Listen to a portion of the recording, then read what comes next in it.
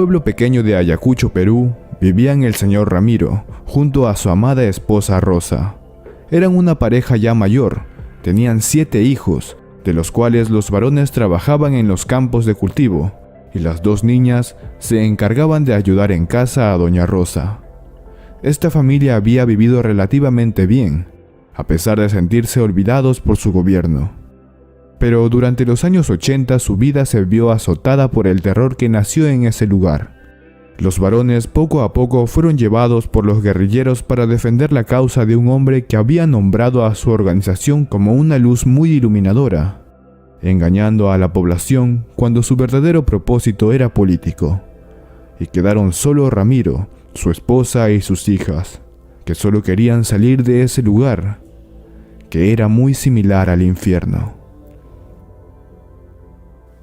Lograron mantenerse en resguardo de su pueblo, pero no fue por mucho.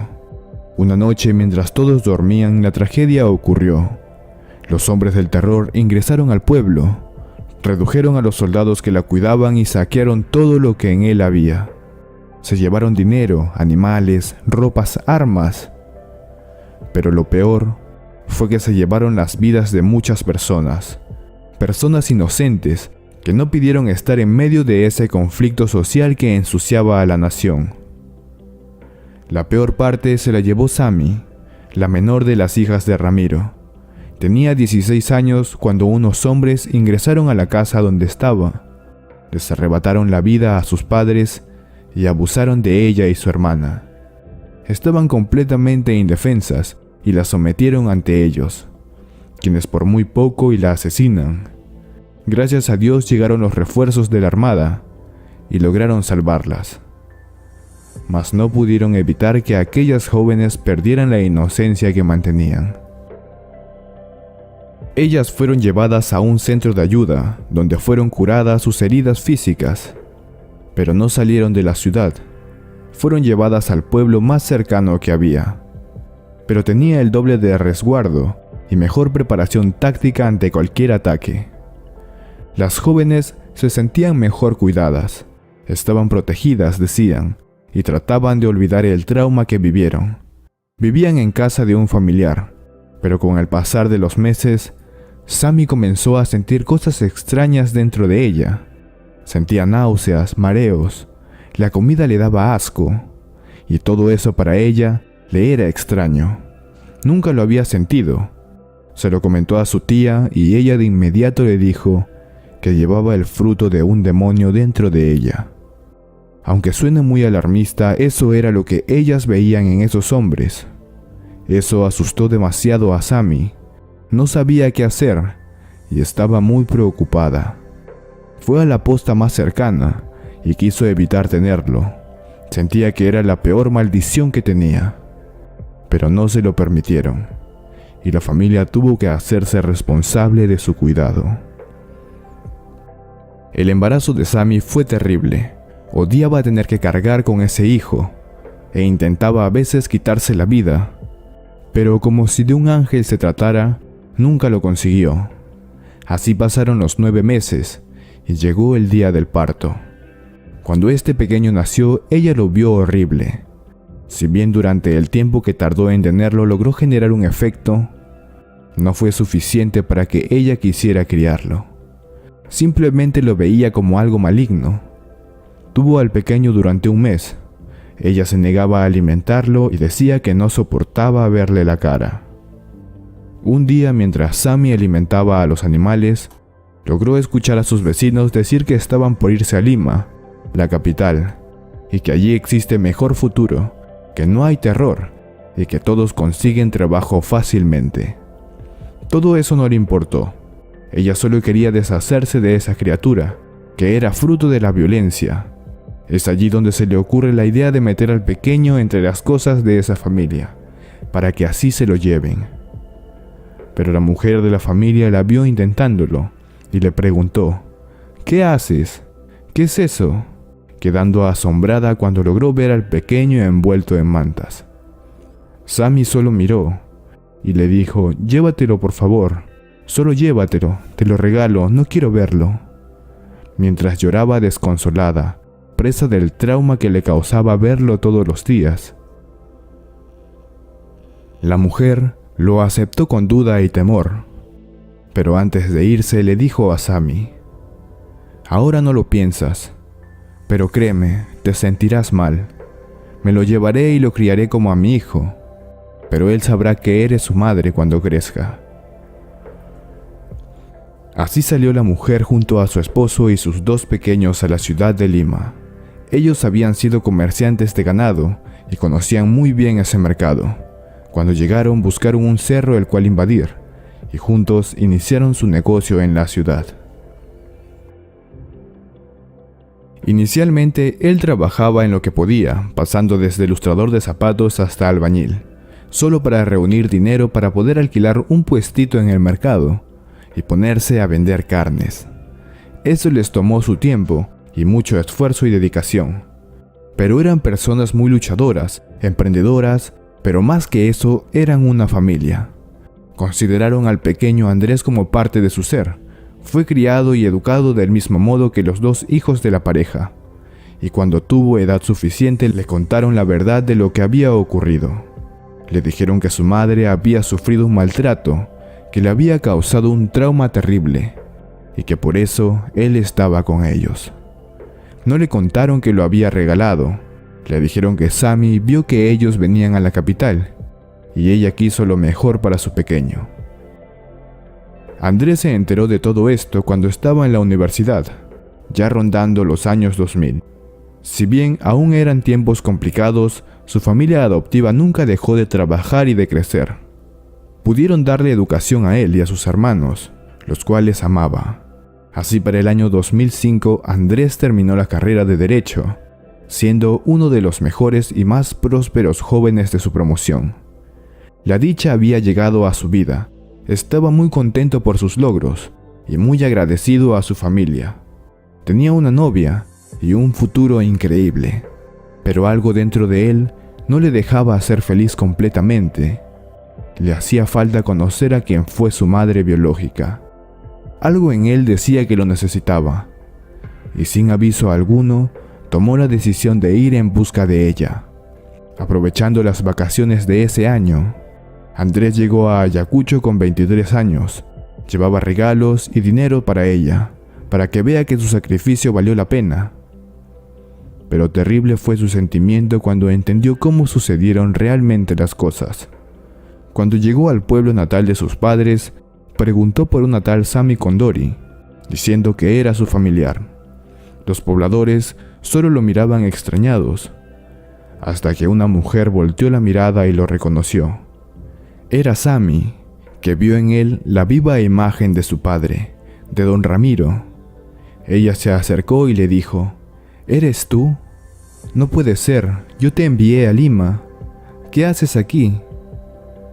Andrés atinó a llorar y la abrazó con tanta fuerza que Sami cayó rendida a su llanto. Comenzó a pedir perdón por lo que hizo, diciendo que se había arrepentido a los pocos días que se fueron llevándolo, y que desde entonces solo se entregó a la iglesia para pedir perdón por lo que había hecho y pedirle a Dios que algún día pueda volver a ver a su pequeño y disculparse frente a él. Dios le dio la oportunidad de hacerlo. Andrés regresó con la intención de velar por ella, de agradecerle que lo hubiera dado en adopción, pero cuando supo lo que realmente pasó, entendió todo lo que su madre tuvo que pasar para que la llevara a hacer lo que había hecho. Y la decisión que tuvo que tomar fue sin duda la más complicada, pero a pesar de todo, él la perdonó.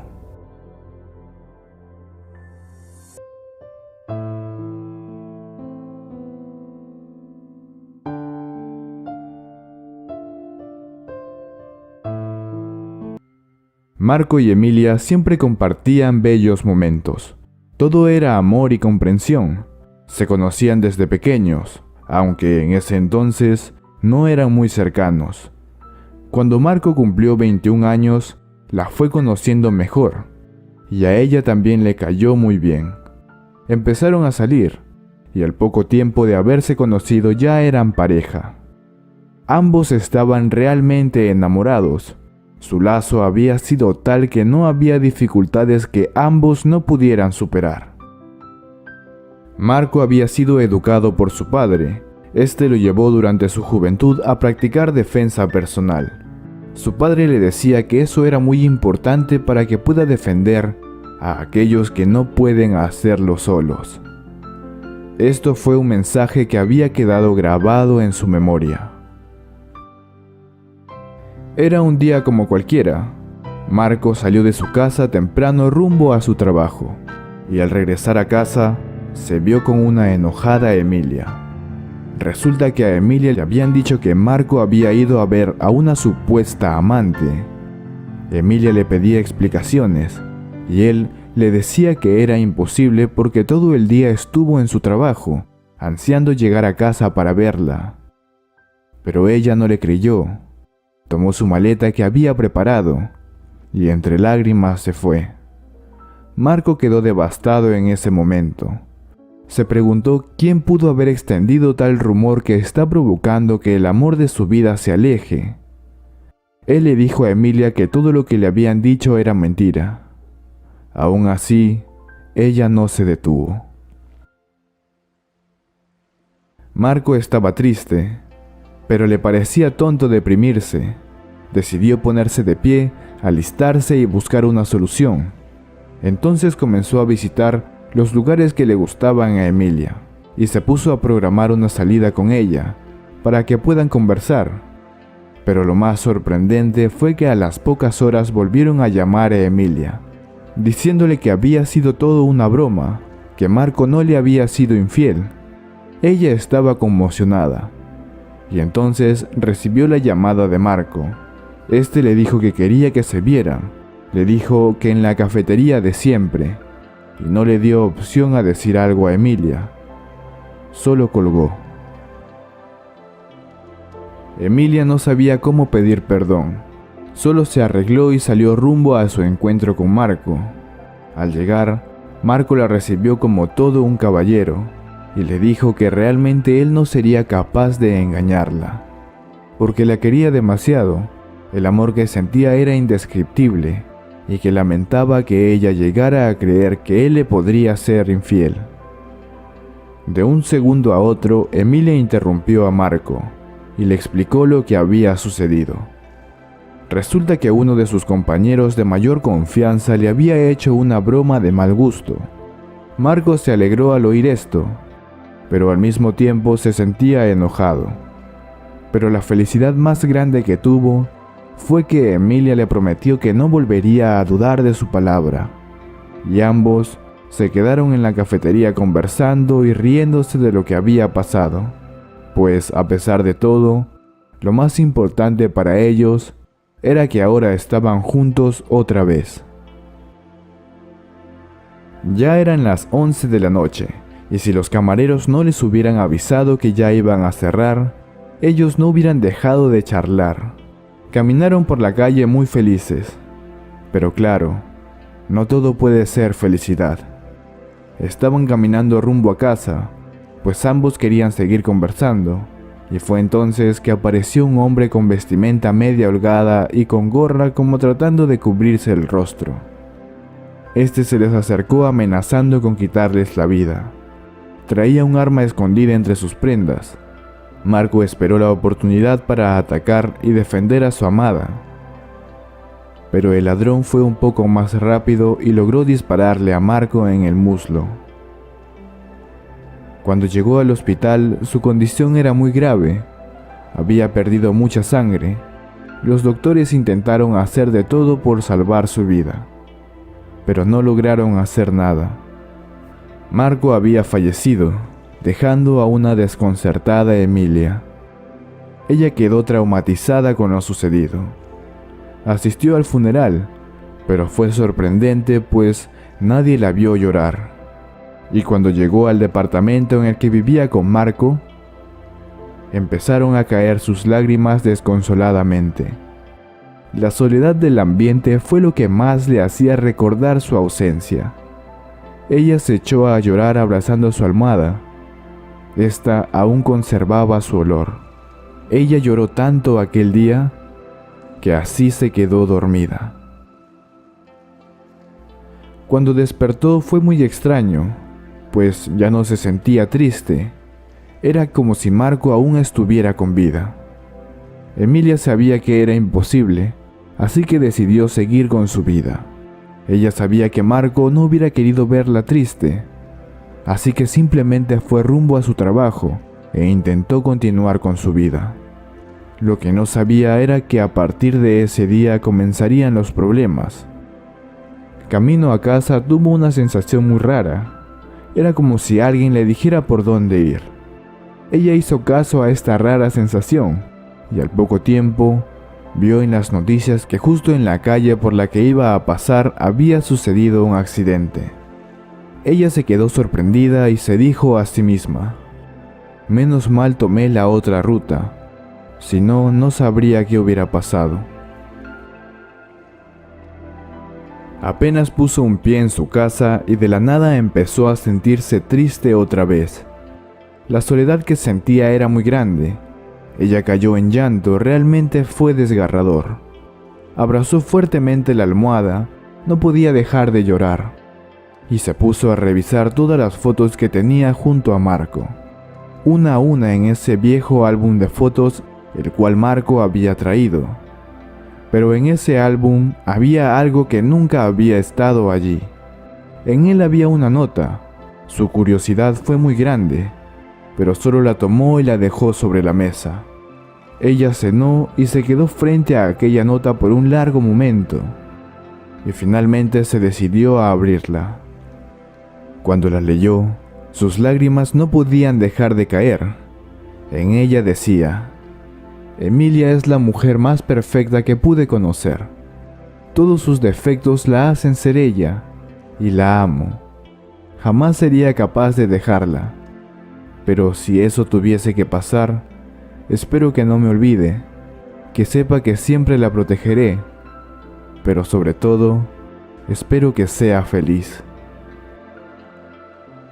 A la mañana siguiente, Emilia salió rumbo al centro comercial en busca de víveres para la semana.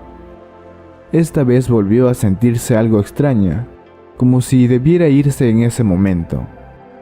Pero esta vez no le hizo caso a esa sensación. Y minutos después, sucedió lo impensable. Entraron ladrones. Ellos estaban armados y todo el mundo entró en pánico. Y fue en ese momento cuando volvió a sentir aquella rara sensación que era indescriptible para ella, y esta vez se calmó. Era como si se hubiera ido el miedo. Ya no temía a nada y tranquilamente esperó a que acabara aquella situación. Al llegar a casa ese día, se quedó en shock. ¿Qué había pasado?, se preguntaba. No era algo normal lo que le había pasado. ¿Cómo pudo estar tan tranquila en un momento como ese? Se hacía preguntas muy seguidas sobre lo que había sucedido. Realmente era algo que no se podía quitar de la cabeza. Se quedó viendo las noticias para ver qué había pasado con aquellos ladrones. Al parecer, estos habían sido atrapados. Y esa noche, cuando se fue a dormir, vio a Marco una vez más. Este le dijo: «Hola, mi amor, veo que estás mucho mejor». Emilia lo vio y corrió a abrazarlo. Marco sonrió y la abrazó fuertemente también. Ella le dijo: «Gracias, gracias por cuidarme en estos días». Marco le contestó: «¿Cómo sabes que fui yo? Porque tú me dijiste que siempre me protegerías. Pero se acabó. No tienes que preocuparte más por mí, ¿está bien? No te debes quedar acá», le dijo Emilia. A lo que Marco le dijo con lágrimas: «Está bien. Te amo, nunca lo olvides. Y ya no llores por mi ausencia, por favor. Sé feliz, nos volveremos a ver, estoy seguro. Y te prometo que nada nos volverá a separar. Adiós, mi amor». Emilia despertó en ese instante, sonrió con pequeñas lágrimas y mirando al cielo le dijo: «Te amo».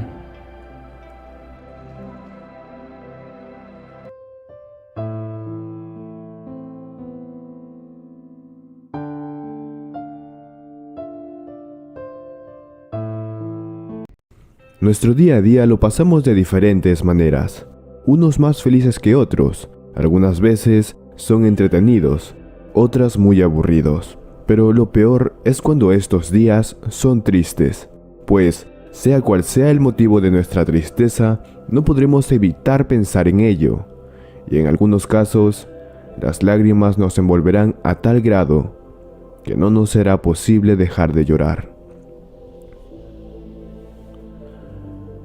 Jorge y Tania tenían 18 años. Ellos se conocieron cuando Tania estuvo estudiando en la universidad. Ambos vivían en Honduras y estaban pasando por una etapa muy feliz para ellos. Su vida parecía de color de rosas, pero las preocupaciones iniciaron cuando los padres de Tania se enteraron que ella tenía pareja. Se enojaron mucho más porque ellos veían a Jorge y decían que parecía una persona que no tenía aspiraciones en la vida. Los padres de Tania describían a Jorge como un vago más. Sin duda las palabras que dijeron ofendieron mucho a Tania, quien en un intento de defender a su pareja recibió una advertencia. Vas a dejar a ese vago y te concentrarás en tus estudios, si no, ya no vivirás en esta casa. Tania, enojada, salió de su casa y se detuvo a pensar en un parque. Su enojo se llenó de impotencia y empezó a derramar lágrimas. Regresó a su casa y no le dirigió la palabra a nadie durante varios días.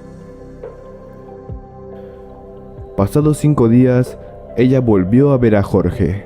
Estaba algo fría por lo que había pasado en su hogar, pero con el pasar de las horas volvió en sí, y volvieron a ser aquella pareja muy enamorada de siempre.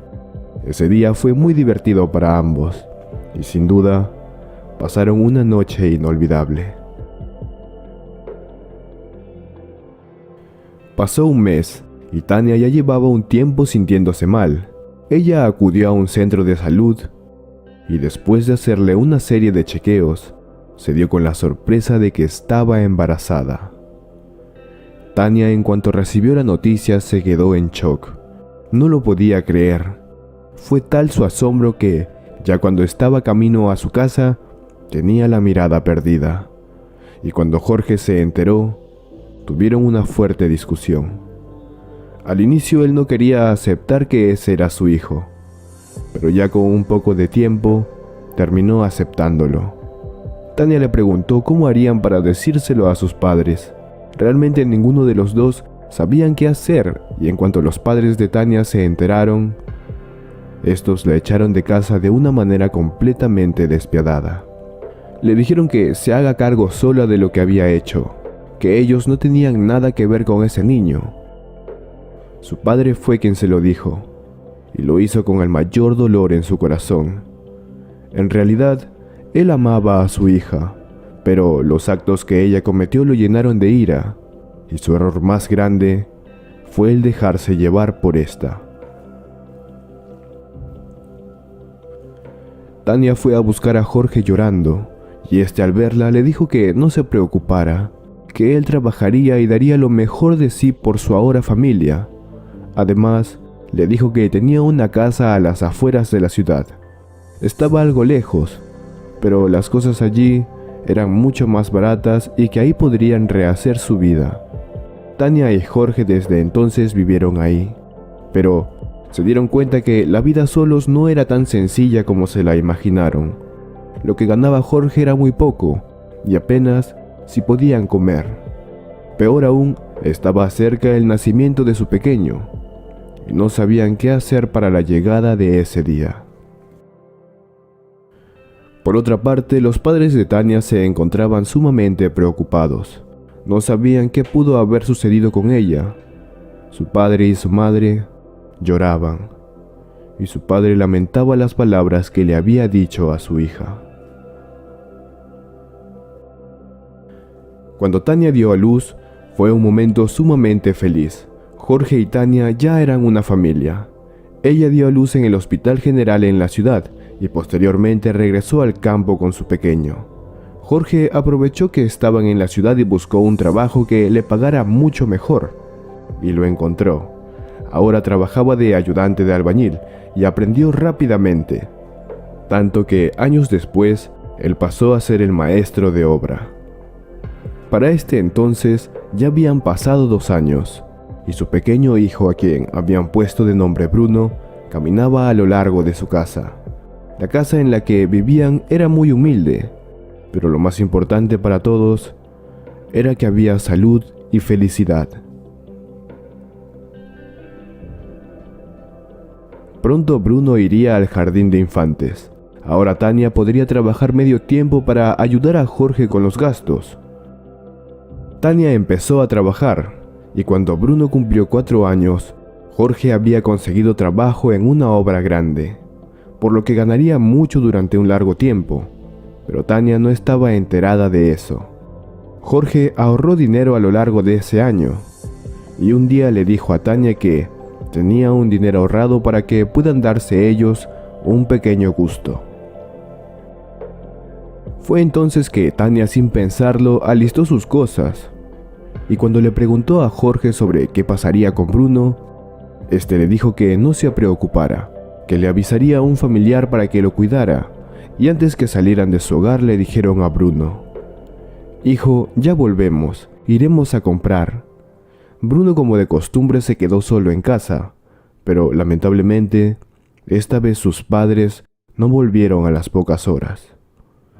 Y también el familiar de Jorge falló con el acuerdo que tuvieron, y no acudió a cuidar al pequeño Bruno, dejándolo completamente solo, noticia de la cual sus padres no estaban enterados. Al día siguiente, un hombre escuchó los llantos del pequeño. Él se acercó y le preguntó dónde estaban sus padres. «Mi mamá y papá me dijeron ayer que irían a comprar, pero aún no han llegado». El hombre, tras escuchar esto, imaginó que lo habían abandonado y le preguntó: «¿Ya comiste, pequeño?». Bruno le dijo que ya desde la mañana solo estaba bebiendo agua, a lo que este hombre se decía en su mente: «¿Cómo pueden existir personas así?». Y le dijo al pequeño: «¿Quieres venir conmigo? Yo te puedo dar de comer». El pequeño rápidamente aceptó y se fue con aquel hombre. Este se presentó y le dijo que se llamaba Juan. Lo llevó consigo a la ciudad, le dio de comer y todo fue muy divertido. Fueron a caminar por los parques y el hombre le dijo: «Quédate a jugar aquí con los demás niños. Yo iré a entregar estas cajas. Volveré por ti pronto». Bruno aceptó y fue corriendo a jugar con los demás niños. Corrió con ellos, se rió con ellos y pasó uno de los días más entretenidos de su vida. Horas después llegó Juan. Bruno lo miró extrañado, pues él aún tenía una caja en su mano, y le dijo: «Creí que entregarías todas las cajas». «Así es, pequeño. Esta es una que me acaban de encargar. ¿Quieres venir conmigo a entregarla?». Bruno aceptó. Por el camino ambos conversaban y Bruno, entusiasmado, le contaba lo que había pasado en el parque. Realmente estaba feliz por haber conocido nuevos amigos. Cuando llegaron a aquella casa a hacer la entrega, Bruno tocó el timbre, y cuando el señor de la casa salió se sorprendió por lo que estaba viendo. Él le dijo: «Te pareces mucho a mi hija, ¿sabes?». A lo que Bruno le preguntó: «¿Cómo se llama su hija?». Y este le respondió: «Se llama Tania». En ese momento la expresión de Bruno cambió rápidamente y le dijo: «¡Wow! Se llama igual que mi mamá». Esto le sonó extremadamente raro a este hombre y le preguntó: «¿De casualidad tu padre se llama Jorge?». Y Bruno le dijo: «Sí, mi papá se llama Jorge. ¿Cómo sabes?». Juan, que estaba acompañando a Bruno, se quedó impactado con la conversación y se acercó y le preguntó de manera privada por qué le hacía esas preguntas al pequeño, a lo que el hombre de aquella casa le contestó: «Hace varios años no veo a mi hija. Ella se fue por una disputa que tuvimos. Yo no fui muy tolerante y la eché de casa. Ella estaba embarazada en ese entonces y yo me dejé llevar por la ira. Durante todos estos años he estado arrepentido de esa decisión que tomé y siempre quise volver a ver a mi hija y conocer a mi nieto, y siento que él lo es. Juan, que estaba acompañando a Bruno, le dijo: si gusta lo puedo llevar a la casa donde encontré al pequeño, para que pueda confirmar si es su nieto. Pero claro, no sé si sus padres irán a volver. Cuando encontré al pequeño esta mañana estaba solo en su casa, y él decía que sus padres se habían ido a comprar. Yo lo traje conmigo porque me conmovió su pobre mirada. Estaba planeando llevarlo a un orfanato, pero no imaginé que me encontraría con su abuelo. Juan guió a este hombre a la casa donde había encontrado al pequeño Bruno. Cuando llegó, bajó del vehículo y vio que había una mujer caminando de un lado a otro preocupada, como si estuviera buscando algo o a alguien. En cuanto este hombre la vio, se quedó inmóvil. No se lo podía creer. Después de tantos años, estaba volviendo a ver a su hija. Corrió a abrazarla. En cuanto Tania vio que su padre venía hacia ella, se quedó helada. Y cuando él la abrazó, sus lágrimas cayeron solas. Y más aún cuando vio que Bruno venía con él. Jorge llegó a los minutos. No pudo contenerse y se unió al abrazo. Todos se abrazaron por un largo momento. Jorge, Tania, Bruno y el abuelo Esteban. Cuando éste volteó a darle las gracias a Juan, Juan ya no estaba. Pero él jamás olvidaría a aquel ángel que lo llevó a reunirse nuevamente con su familia. Sin duda, Dios manda ángeles al mundo para que nos ayuden y protejan. Espero que te haya gustado esta hermosa historia. Si fue así, dale me gusta a este video, compártelo y no olvides dejarme un comentario sobre qué te ha parecido esta historia. Suscríbete si aún no lo estás y activa la campanita de notificaciones para que no te pierdas ninguna de nuestras historias. Yo soy tu amigo Israel Ábalos y nos vemos en una próxima historia encriptada.